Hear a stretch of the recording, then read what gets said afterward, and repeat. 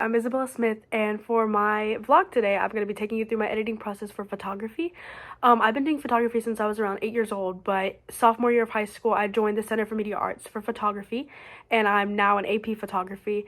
And we do a lot of work. There's a lot that goes into it. A lot of people don't think that there's a lot to go into photography, but there truly is. And my editing process can take anywhere from like 15 minutes to a couple hours. It really just depends on what I'm doing. But today I'm just gonna be editing some photos of my friend that I took for fun. When I'm editing, I either use Lightroom or Photoshop or both. It just depends. But today I'm just be using Lightroom because that's what's easiest for me to change certain things. It just depends on what I'm doing when I use for Photoshop. Photoshop is more for me, like compositing and adding photos together and stuff like that. But today I'm really just going to be fixing the lighting and the contrast and stuff on the photos of my friend, so I don't really need to use Photoshop for that. If I do, I can just pull a photo in there quickly and change something. But with Lightroom, I can bring all the photos in together at once and just edit them. But with Photoshop, you have to bring them in one by one, so it's just easier for me to use Lightroom to change certain features such as exposure. Okay, so now I'm just going to flip the camera around so I can show you how I edit, and I'll just show you my computer view. But I just wanted to add that according to the website, The History of Adobe Lightroom Beta and its features, they say that Lightroom came out January 29th of 2007.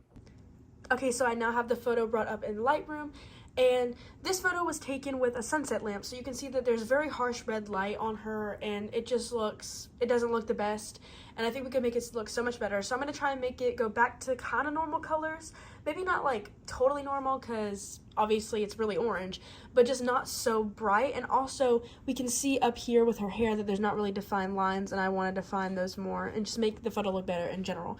So first I'm just going to take down the vibrance. That'll help a lot get back to that like more naturally color, and also take down the saturation a lot. I'm gonna fix it and tweak it, so like she may look a little sick right now, but I'm gonna make sure it looks good in the end. Now I'll change my little settings over here, so we can also play around with the colors. Those can help bring it back. Like this can bring it back a little bit. We can go either way, really. Like going more blue would probably help with the temperature. And then we can go more like with the green. If I add more green in, it'll just look more natural. So we're gonna do that. And now I'm gonna play around with my settings. So like with exposure, I always turn my exposure down. I always turn it down a bunch just so I can really see the photo better, especially when has edits like this. I feel like this photo was taken with very harsh light, so it has a lot of exposure. And then the contrast, I'm gonna bring that up a little bit.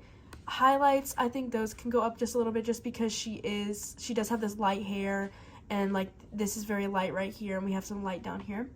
And then I'm gonna bring my blacks up, just because if I bring them down, it'll be a little too dark, and I don't want that. The shadows are just right on her, I feel like. And then the whites, I'm gonna bring those up just a little bit, just because we have this shininess and we want to keep that on her hair. And then the blacks on here, I think I'll bring those down just a little bit, because I think they need just a little bit more. And then the clarity, I'm going to take that up just a little bit, because it's a very clear photo, but I just want to make sure it's as clear as it can be. And then for the dehaze, I'm going to bring that up just a little bit, because I just want it be as clear as possible. Okay, so now I'm just going to bring up the exposure on the photo to make sure it looks pretty decent. I did also off camera play around with the temperature some more, and I got it to something I liked.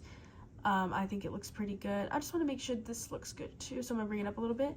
But now I would usually put a preset on top. So I have a bunch of presets that we can look at. I go for more dark photos, so I always like to look at like the black and whites, and I feel like this photo could be very black and white. She has her mouth covered, and so I think high contrast could be good. So if I do that, it'll change only my high contrast setting over here.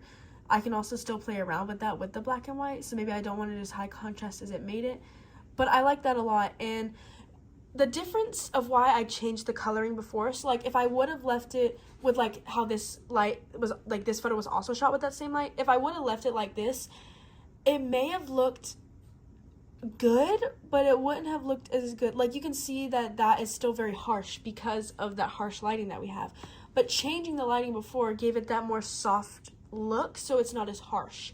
Okay, so I played around with the settings just a little bit more, and this is what I ended up coming out with and liking. I hope you enjoyed watching me edit my photography photos.